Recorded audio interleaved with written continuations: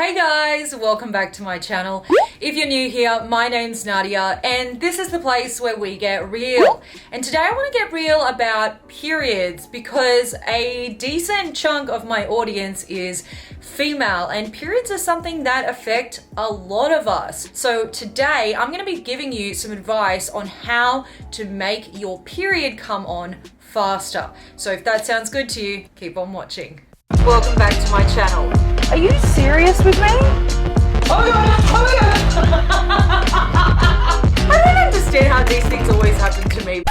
So I feel like we've all been in the situation before where we just need our period to hurry up and just start. Sometimes it might be because you have like a date coming up and you want to sleep with a guy and you just don't want to have to worry about period blood being a factor or period pain.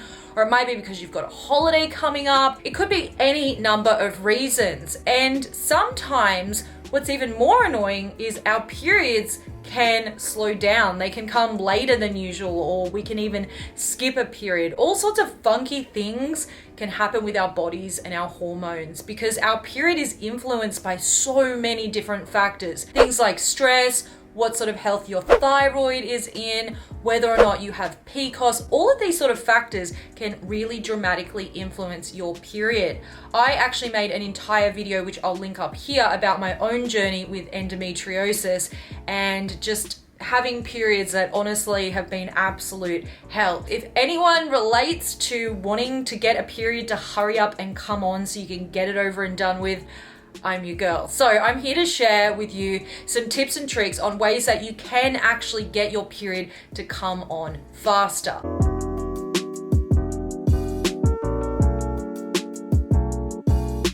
All right, let's get into tip number one. Dong Quai is a Chinese herb and basically it's thought to work by improving blood flow, and that's going to help with your menstrual blood flow as well. It's been used in Chinese medicine for a very long time and it's been used because a lot of people have a lot of success with it. I have to say this is not one I've tried myself, but I do know of women who've used this and have had success from it. So if you do want to regulate your period, look into Dong Quai. I would recommend though that you do speak to a health professional before you start taking any new herbs or supplements. If you're on any sort of medication or if you have any sort of health condition, those can obviously be affected by taking a new herb. So speak to a health professional first, and if you get the green light, then by all means give it a go. So this one hasn't been scientifically proven, but I've used it and it's worked for me, and I know other girls who this has worked really well for, and it's using ginger, because ginger can cause essentially contractions in your uterus so that you can start expelling that uterus lining faster and get your period over and done with. What I would recommend is that you don't eat ginger raw, because raw ginger is just it's so bad. What I would recommend is that you actually make ginger tea, and you can do that by actually just cutting off a few thin slices of a piece of raw ginger and then putting it in hot water and leaving it in hot water for like 3 or 4 minutes just so that the water really absorbs all of the juices, and then just slowly drink it. And I would do that every day for a few days and you should find that your period comes on much faster. Turmeric is the yellow stuff that you find in a lot of curries. It's kind of like a mild sort of spice, and basically it's thought to have some sort of influence over your estrogen and progesterone levels. And obviously around the time of your period, your estrogen and progesterone levels change quite dramatically, and that's part of what helps bring on your period. So the idea is that if you consume a lot of turmeric, you're going to affect those levels and ideally bring your period on sooner. So what you can do is consume a lot of turmeric based curries, or you can even take turmeric supplements. I actually have a supplement that I take. Obviously check with your doctor to make sure that you're taking a safe dose. Don't take anything over the recommended amount, but I take quite a high dose one and it's really effective for me. If I take it a couple of days in a row, my period will come on like clockwork. This one is huge if you have ever had issues with your period being delayed and it's not been delayed because of pregnancy, because that's a whole other thing. But if you've had issues with your period coming late sometimes, this one actually is quite literally scientifically proven, and it's to reduce stress, because we know from tons of research that high amounts of stress can actually affect your period, and they can cause it to come late, or they can even stop your period. If your period is constantly coming late or at really random times, you might find that you also have a high level of stress in your life, because stress essentially, it plays haywire with our hormones and just it screws everything up. So find some things in your life that you can start doing today that are going to reduce stress. Things like taking a long hot bath. Try downloading a meditation app on your phone. There's heaps of really great free ones. Try making time every day to go for a walk or just do some sort of exercise out in the open, listening to some music that you like. Just these little things are going to help to lower your stress levels. And when you lower your stress levels, your period is naturally going to be more likely to fall in sync. This one actually works like really well for me, and I know so many women who use this trick because it actually is quite reliable. It works best if your period is already due. So if your period is due like today, but you haven't started bleeding yet, or it's due like in the morning, but you just want it to come on that bit faster. If you have sex, that can trigger your period. And the reason that it works so well is because if you have an orgasm when you have sex, it causes your cervix to dilate. And basically that creates like a vacuum that can pull down the menstrual blood from your uterus. That's your uteral lining, which is the thing that comes out when you bleed.